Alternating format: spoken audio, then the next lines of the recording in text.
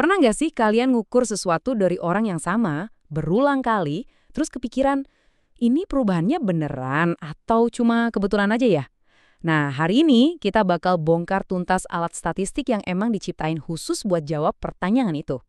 Oke, coba bayangin deh. Kalian udah capek-capek ngumpulin data ya kan? Dilihat sekilas, trennya kelihatan jelas banget. Ada perubahan.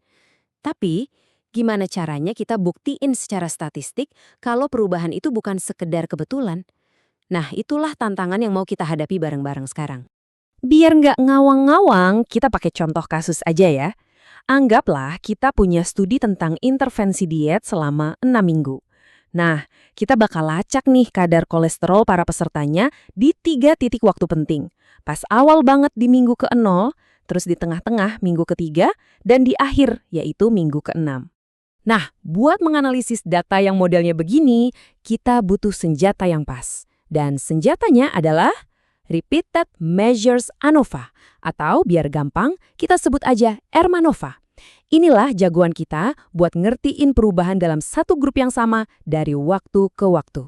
Jadi, RMOVA itu apa sih sebenarnya? Gampangnya gini, ini tuh tes statistik buat ngebandingin rata-rata dari katakanlah 3 atau lebih pengukuran yang diambil dari orang-orang yang sama. Intinya, tes ini bakal kasih tahu kita, ada nggak sih perbedaan yang benar-benar signifikan di antara titik-titik waktu itu? Tunggu dulu. Sebelum kita bisa langsung percaya sama hasil RNOVA, ada satu aturan main super penting yang harus kita cek dulu. Namanya asumsi sphericity. Dan ini benar-benar krusial loh. Oke, sphericity. Kedengarannya emang teknis banget ya. Tapi tenang, konsepnya sebenarnya simple. Anggap aja ini kayak ngecek keadilan. Jadi, sphericity itu memastikan kalau perbandingan antar titik waktu kita itu fair, nggak berat sebelah. Caranya? Ya dengan ngecek apakah variasi selisih antara tiap pasang waktu itu konsisten atau enggak. Kalau dimatematisin, kira-kira begini yang kita mau. Varian selisih antara minggu 0 dan 3 itu harusnya ya kurang lebih samalah sama varian selisih antara minggu 0 dan 6. Dan juga harus mirip sama varian selisih antara minggu 3 dan 6. Intinya, semua harus imbang. Untungnya, kita nggak perlu ngitung manual. JASP itu udah otomatis ngejalanin yang namanya uji Mauchly buat ngecek sphericity.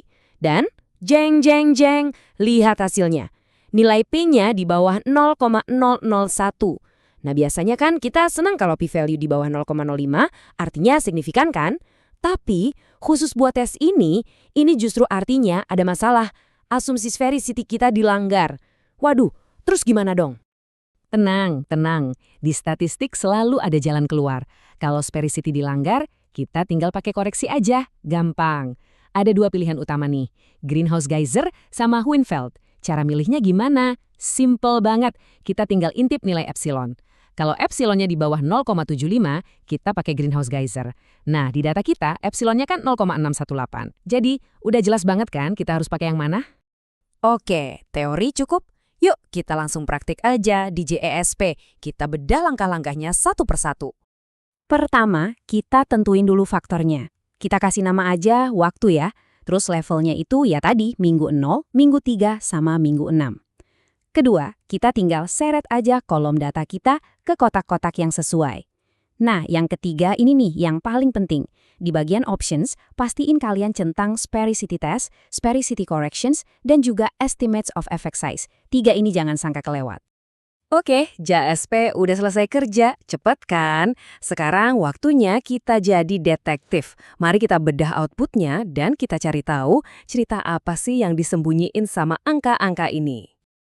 Lihat deh, tabel pertama yang muncul itu namanya Within Subject Effects. Coba deh lihat catatan kecil di paling bawah. Nah, di situ JSP ngasih konfirmasi, uji Mauchly-nya signifikan loh. Ini artinya keputusan kita tadi buat siap-siap pakai koreksi itu udah bener banget. Oke, sip. Sekarang kita fokus ke satu baris aja yang ada tulisan greenhouse geyser-nya. Dan lihat ini, nilai Pi-nya kurang dari 0,001. Wow, inilah dia, bukti statistik yang dari tadi kita cari-cari. Artinya apa? Artinya, intervensi diet ini beneran ngasih efek yang signifikan ke kadar kolesterol. Perubahan yang kita lihat itu nyata. Oke, kita udah tahu nih kalau secara keseluruhan ada perubahan yang signifikan. Tapi, Romanova ini cuman kayak ngasih tahu ada sesuatu yang terjadi, tapi dia nggak ngasih tahu persisnya di mana kejadiannya.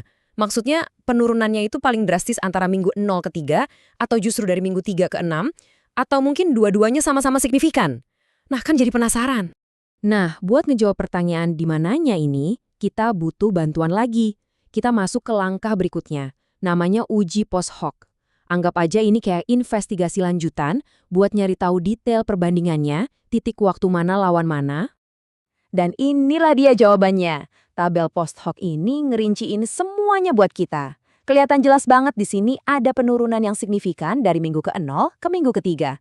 Nggak cuma itu, dari minggu ke-3 ke minggu ke-6, turun lagi secara signifikan. Keren kan? Kalau tadi kita lihat angka, sekarang kita lihat gambarnya. Grafik ini benar-benar merangkum semuanya dengan cantik. Kita bisa lihat dengan mata kepala sendiri gimana kadar kolesterol itu turun terus secara konsisten selama 6 minggu. Semua angka-angka rumit tadi sekarang jadi cerita visual yang gampang banget dicerna. Jadi, kesimpulan akhirnya apa? Semua analisis yang kelihatannya ribet tadi bisa kita rangkum jadi satu kalimat laporan standar yang powerful. Kayak yang kalian lihat sekarang. Kalimat inilah yang jadi puncak dari perjalanan kita. Mulai dari data mentah, ngakalin asumsi yang dilanggar, sampai akhirnya dapat kesimpulan yang valid. Dan yang paling penting, sekarang kalian punya bekal buat melaporkan temuan kalian sendiri dengan jauh lebih percaya diri.